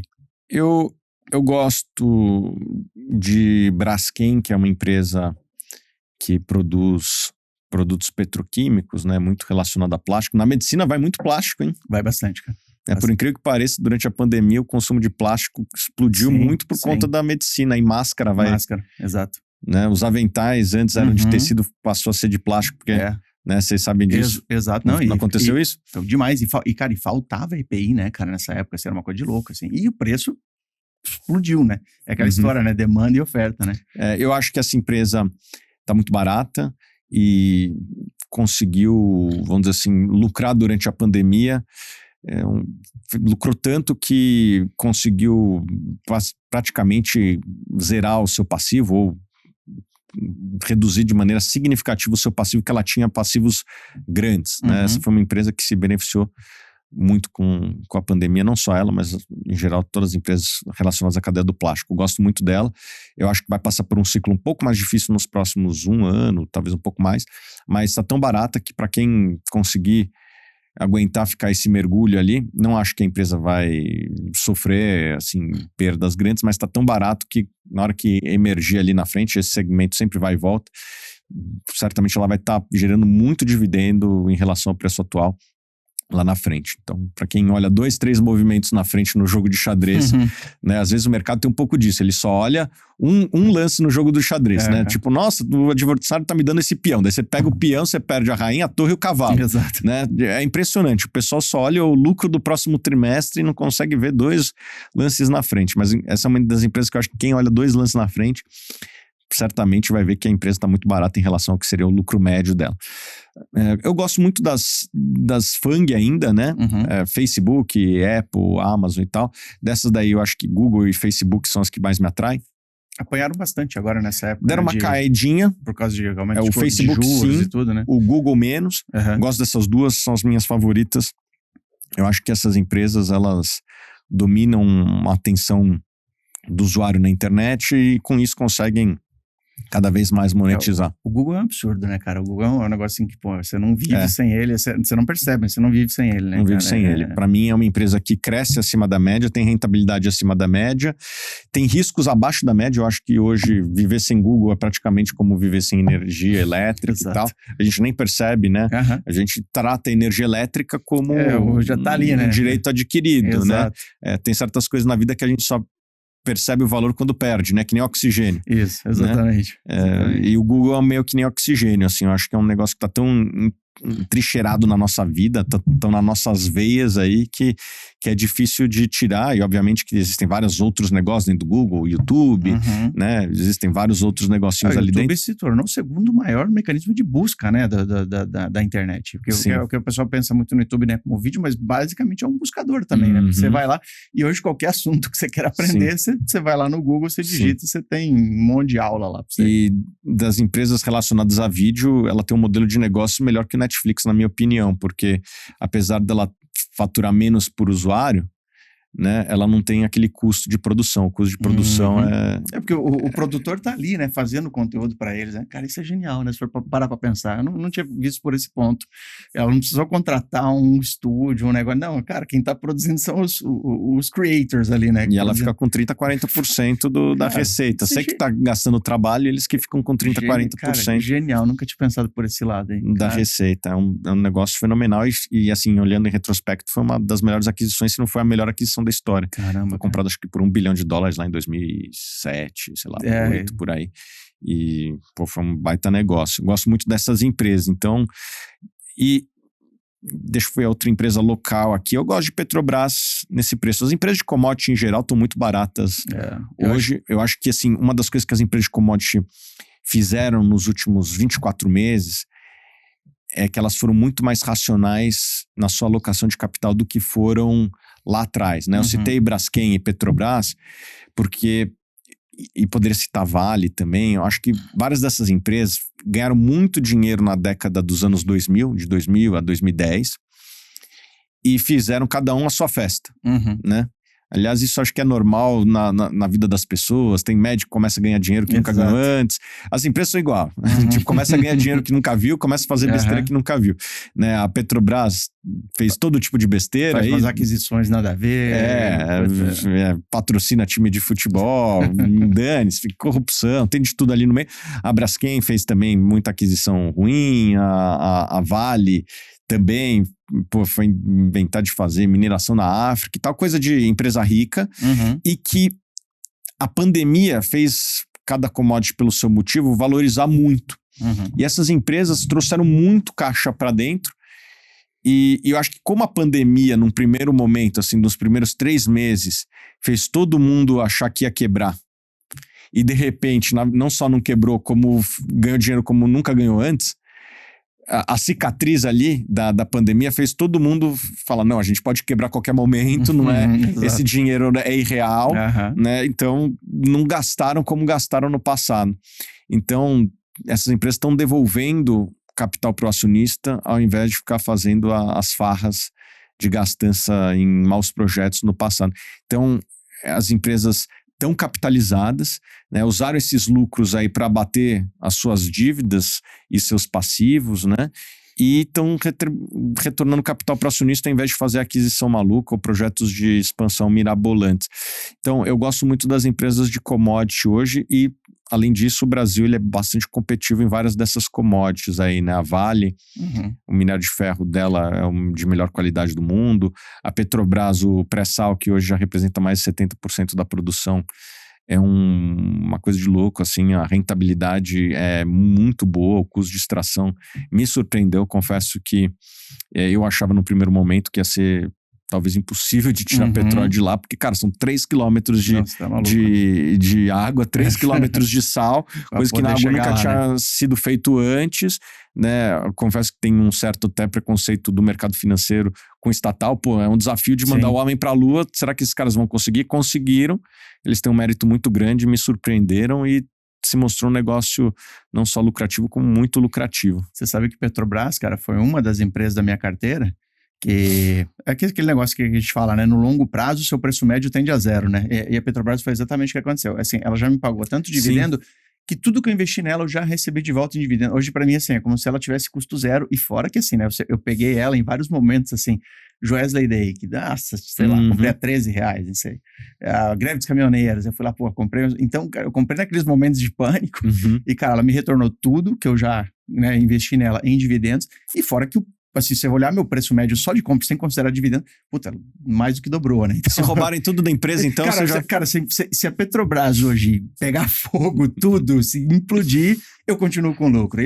E nisso eu tenho algumas empresas na carteira que aconteceram o mesmo. Não só como dividendos, mas, putz, às vezes aquelas empresas que valorizaram 500%, 600%, que eu vendi só ali o meu investimento inicial e hoje, cara, pode implodir que não tem problema. E é outra beleza de você investir em renda variável em ações. E as pessoas às vezes não conseguem enxergar isso, né, cara? É uma coisa, é aquele imediatismo, né? Pô, lá em Petrobras, pensa, cara, investi em Joesley Day, depois veio greve dos caminhoneiros, mais uma porrada. E aí, se eu tivesse naquele pensamento, pô, errei, não, tá caindo, vou vender. Não tava aproveitando aqui o que tô aproveitando hoje. Então, acho que isso é legal o pessoal ter em mente. Fundo imobiliário, você tá olhando mais para quê? Eu gosto de fundo imobiliário. Eu acho que eles não têm tanto upside quanto outras ações. E não tem como, né? Nem todo mundo é um investidor como eu, né? Eu falei de Petrobras, cara, é um negócio mais arriscado. Sim. Né? Existe tentativas de influência política, por mais que nos últimos anos a governança foi testada e se mostrou sólida, não existe garantia do futuro, né? Assim, existem leis, existem acordos com a justiça americana, mas nada no Brasil é tão sólido que pode ser inquebrável, né? Então é uma preocupação que tem que ter. Eu acho que está mais do que precificado isso, mas tem um risco ali. Para quem busca dividendos mensais, eu acho que fundos imobiliários têm um upside interessante, apesar de que eu prefiro correr mais risco para ter mais retorno nessas empresas que eu falei. Mas para quem busca dividendos mensais, eu acho que tem boas oportunidades em fundo imobiliário, principalmente nos fundos de lajes e shopping. Se bem que já deu uma subidinha. Agora acho que já subiu um pouquinho, mas, cara, a gente chegou a ter, né, uns meses atrás aí, poxa, bastante desconto, né, nos fundos de tijolo. Eu tava com bastante liquidez, né, então, assim, acabei dando uma boa alocada aí nesses fundos. E aí, de novo, não olhar para o yield e olhar, né, sempre um passo à frente. Você falou aí de olhar para o yield, uma coisa que eu acho que vai ter quase que um trade. Eu não sou um trader, mas acho que vai ter muita gente fazendo besteira. Porque como teve 2 meses de deflação, eu acredito que alguns fundos de papel vão mostrar rendimentos baixos, mas por um período curto. E como tem muita gente que olha por o yield, esses caras vão fazer besteira. Vão vender. Vão ver o yield que vinha em alguns fundos de papel 1,20, 1,15, caindo para 70 centavos.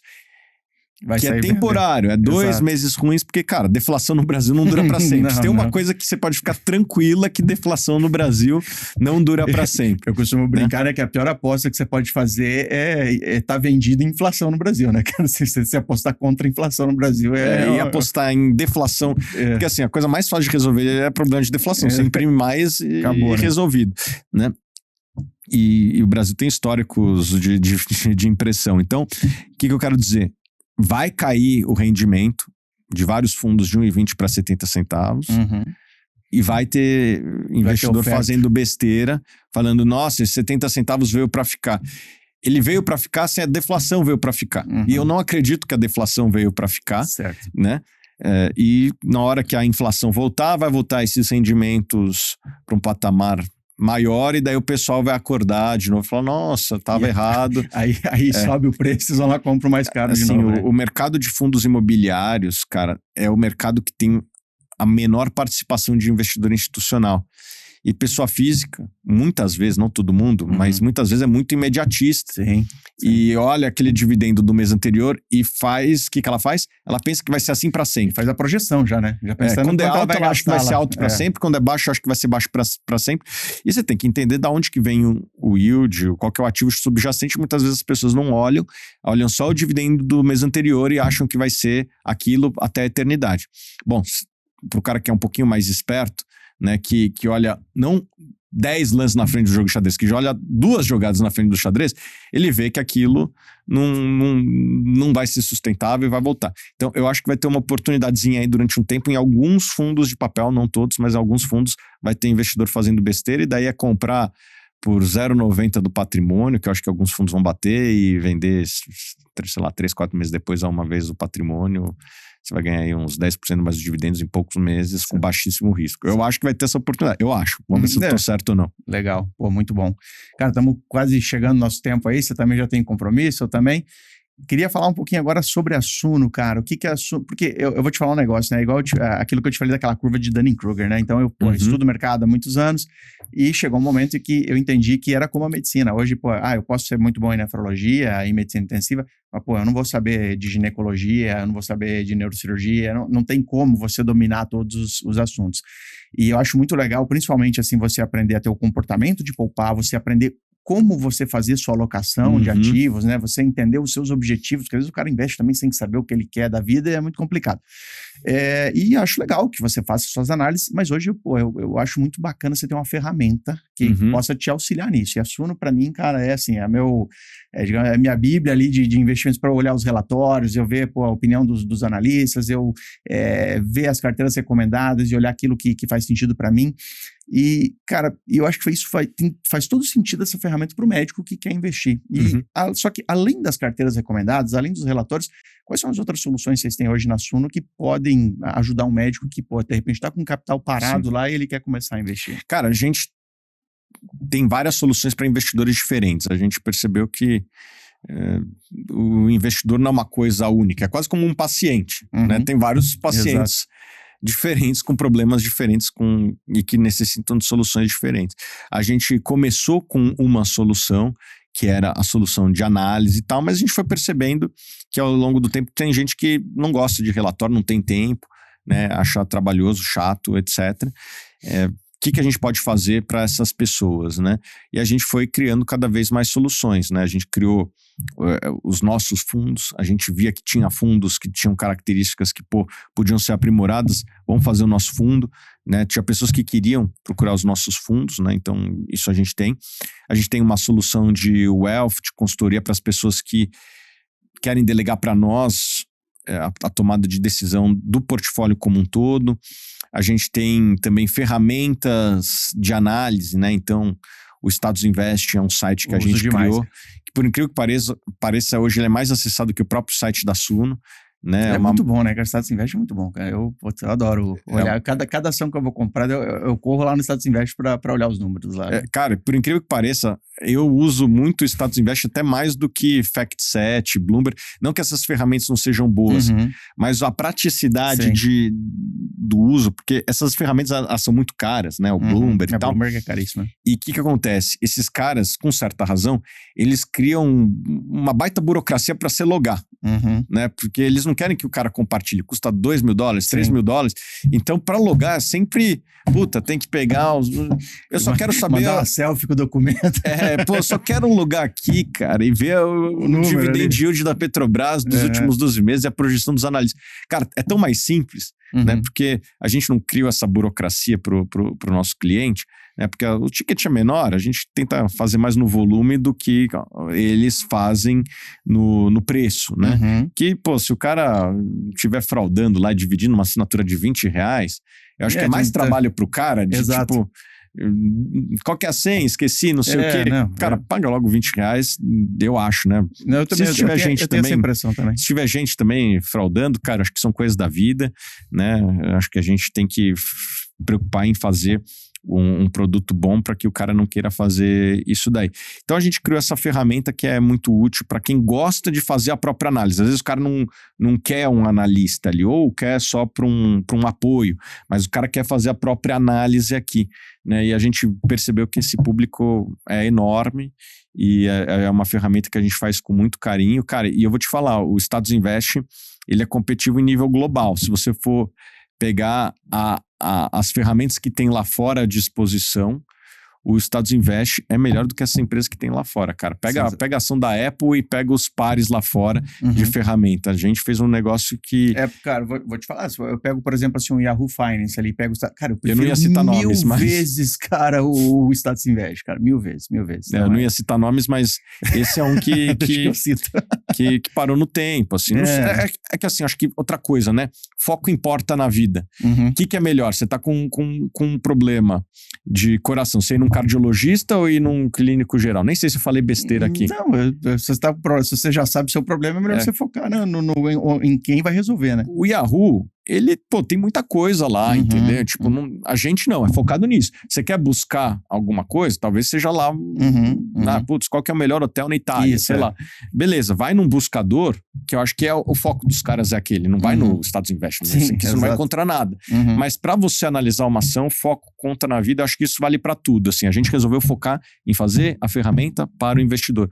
O Yahoo Finance, eles estão tentando fazer muitas coisas ali ao mesmo tempo, né? Acho que eles têm até um problema para recuperar o market share que eles perderam no passado, nem sei como é que tá lá, mas isso vale para as outras ferramentas. Acho que a gente botou um time lá muito focado e acho que a gente tem criado uma boa experiência do usuário para esse tipo de usuário, né? Não, muito legal. Cara, assim, eu gosto muito sempre quando eu falo, né, para os meus alunos, o pessoal que me segue, né, eu sempre gosto de recomendar aquilo que eu uso, aquilo que eu sou cliente, aquilo que, cara, que eu confio. E, para mim, eu falo sem problema nenhum. A Suno, como casa de research, cara, é a melhor que tem. A plataforma mais amigável para você poder ir lá, olhar e não tem pegadinha, cara. O que eu gosto da Suno é assim, porque você vê muito negócio de outras casas de análise que, você compra uma assinatura, você entra lá, você não tem acesso às outras coisas e daí você começa a ter um monte de dificuldade para entrar. Cara, a Suno, você entra lá na sua assinatura, você tem tudo lá, cara, bonitinho, fácil de acessar. Cara, eu gosto demais, assim, sou cliente já há alguns anos. Status Invest é outra ferramenta que se tornou essencial na minha vida hoje, então uso demais. E, cara, eu vou dar agora um spoiler, talvez nem seja mais spoiler, né? Porque quando esse episódio sair, talvez isso já tenha acontecido. Para mim é uma honra ter uma parceria aí com a Suno. Agora a gente trazendo, né, essa integração aí do Finanças Dominadas com a assinatura Suno Premium, com as carteiras recomendadas, com uma área exclusiva ali para o aluno. Cara, isso para mim, assim, é um up muito grande pra gente, é uma honra poder trabalhar aí com vocês, cara, tipo, é uma validação, assim, do nosso trabalho, cara, aquilo que eu te falei, né, quando você faz um negócio, um trabalho sério, um trabalho dedicado, aí de repente você vê que você tá se juntando com pessoas que você admira, com pessoas que você, modela, que você viu nesse mercado e que são as suas referências, é aquele negócio que não tem preço, né? Então, é uma honra aí, cara, ter hoje a Suno como um grande parceiro aí do Finanças Dominadas, do Além da Medicina, e com certeza vão surgir mais coisas aí, cara. A gente já tá conversando lá, ontem eu fui lá visitar a Suno, sensacional o escritório novo, o pessoal, o time é muito bacana, conversei com bastante gente lá e vai surgir muita coisa boa aí, cara. Uma honra pra gente também fazer negócio com você, parceria, e... Fica o convite aí, daí depois de você pegar alguns alunos aí do Finanças Dominadas, vamos lá fazer um happy hour lá, falar de investimentos, show de bola. Falar dessas coisas que são importantes, né? Eu acho que assim, infelizmente, o conhecimento de finanças pessoais e mais para frente investimentos, ele não é ensinado em nenhum estágio da educação formal, né? E, não é tão difícil assim, perto de fazer uma neurocirurgia. Exato. Né? É simples, é bem simples. Só que não saber pode te colocar num risco até de saúde lá na frente. Não, com certeza. Né? O que eu costumo falar, Thiago, porque assim, muita gente fala pra mim, né? Poxa, mas você, né, fez lá 6 anos de faculdade, 2 anos de clínica médica, 2 anos de nefrologia, fez prova de título para medicina intensiva, fez mestrado em ciências da saúde. Então, pô, eu segui toda essa carreira. E de repente agora eu trabalho só umas horinhas ali de médico e o resto do tempo, pô, tô dedicado aqui ao finanças dominadas, ao além da medicina. Cara, de forma indireta, eu acho que hoje eu auxilio muito mais pacientes do que antes. Porque o médico que se organiza financeiramente, que não precisa fazer aquelas loucuras de virar 24, 48 horas de plantão, que, cara, não tem como, você não é uma máquina, você não vai conseguir atender o paciente com a mesma qualidade, com o mesmo foco, estando, pô, virado uma madrugada inteira, tipo, atendendo e no outro dia tocando de novo. Então, a chance de você prejudicar um paciente ao seguir essa rotina, ela é grande. Quando eu consigo, cara, mudar a vida desse médico, que, pô, que ele começa a investir, ter reserva, ele começa a não depender mais daquela loucura de trabalho, inclusive começa a trabalhar naqueles lugares que ele gosta, que ele vai com prazer. Cara, eu tô beneficiando um monte de paciente. Então, isso pra mim, eu tenho isso na minha cabeça, cara, que a gente, indiretamente, hoje eu tô ajudando muito mais pacientes do que eu ajudava lá no meu consultório, no 1 a 1 ali. Com certeza, é um negócio de impacto aí. Exato. Bom, pessoal, baita podcast, vocês sabem, eu adoro falar sobre mercado. Thiago, pô, grande amigo, sempre gosto de conversar com ele, sempre aprendo demais. Mais uma vez, muito obrigado. Sigam o Thiago lá nas redes sociais, ali no Instagram, Thiago Reis, lembrando que o Thiago é sem H, tá? TI. No YouTube lá tem o YouTube da Suno, tem o próprio seu, né? Tem o meu, eu tô em todas Reis. as redes. Você bota Thiago Reis, Thiago sem H. O pessoal às vezes tudo. bota H no Thiago, o meu é sem. Exato. Não, Twitter lá você tá bastante ativo lá? Como é que tá, cara? A gente tá ativo em todas as redes. Aí TikTok eu tive direto lá, cara. Eu tô mais ativo lá. Na verdade, o pessoal tem trabalhado pra pegar esses cortes como desse aqui. É o que eu tô fazendo e colocado. Mas é engraçado, toda vez que eu entro lá pra colocar um corte, eu já acho um corte seu lá e já fico vendo. Essa presença aí é muito, muito legal. Pessoal, e não esquece então também, não sei se você tá escutando a gente aqui pelo Spotify, se tá vendo a gente pelo YouTube, por outra plataforma, não esquece de se inscrever para você não perder nenhum podcast. Lembre-se que o Med Podcast a gente sempre fala de grana, carreira, empreendedorismo, tudo sem nenhum tabu, né? Então isso é muito importante aí para acrescentar a carreira de vocês. Tiagão, deixa um livro aí pra galera e algum convidado que você acha que eu devo trazer aqui. O livro é o que a gente vai escrever junto. Lógico. Mandou bem. Já podemos falar? Podemos falar, claro, podemos falar. Vamos fazer um livro junto. A Suno tem uma divisão de livros lá. Acho que poucas empresas no mundo de investimento escreveu tanto livro quanto a gente. Livros muito bem avaliados. E acho que agora está na fase de escrever livros de nicho, né? E eu acho que tem um espaço aí para fazermos aí, junto com Além da Medicina, um livro para médicos ainda. Exato. A gente já está, inclusive, já começou a andar esse projeto, né? A gente já começou, inclusive, a desenhar ali como vai ser feito, mas logo vocês vão ter aí os 101 perguntas sobre finanças e investimentos para médicos. Então, já temos até nome. Já temos até nome. Olha, você está mais bem informado que eu. Inclusive, nós já temos a grande parte das perguntas, tá? Que bom. E são perguntas muito focadas no que o médico quer saber em relação a finanças e sua carreira. Então, cara, não é só um livro que vai repetir o mesmo que já tem outros livros de investimento, né? Não, a gente realmente vai focar nas dores do médico ali. Então, vai ser um negócio super legal. E, de novo, uma honra aí, né? Fazer essa parceria. E de convidado aí, quem que você acha que eu devo trazer, cara?